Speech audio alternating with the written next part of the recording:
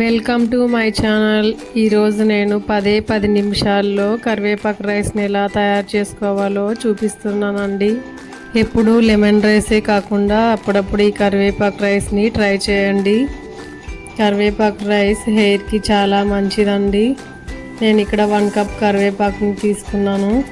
ఒక మిక్సీ జార్లోకి వేసుకొని అలాగే ఇందులోకి 7-8 పచ్చిమిర్చిని వేసుకోవాలండి. ఇప్పుడు కొద్దిగా వాటర్ని యాడ్ చేసుకోవాలి. మెత్తని పేస్ట్ లాగా గ్రైండ్ చేసుకోవాలండి. ఇప్పుడు ఒక ప్యాన్ని తీసుకోవాలి. ప్యాన్ బాగా హీట్ అయ్యాక ఇందులోకి 2 టేబుల్ స్పూన్ల ఆయిల్ని వేసుకోవాలి. ఆయిల్ హీట్ అయ్యాక 2 టేబుల్ స్పూన్ల వేరుశనగపప్పు, అలాగే 1 టేబుల్ స్పూన్ ఉద్దిపప్పు వేసుకోవాలి.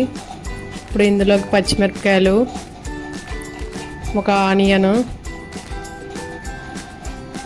కరివేపాకు, జీలకర్ర వేసుకొని బాగా కలుపుకోవాలి.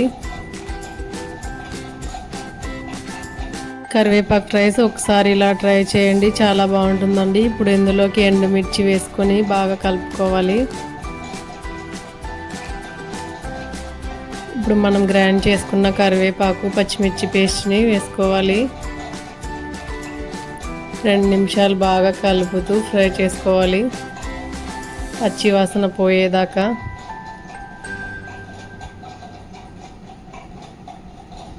ఇప్పుడు ఇందులోకి 1/2 టేబుల్ స్పూన్ పసుపు పొడిని వేసుకోవాలి.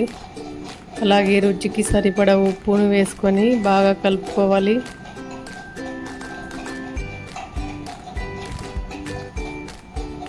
అడుగంటకుండా బాగా మిక్స్ చేసుకోవాలి.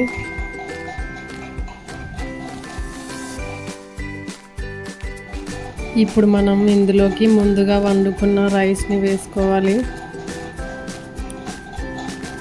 రైస్ మొత్తాన్ని వేసాక ఒకసారి బాగా మిక్స్ చేసుకోవాలి.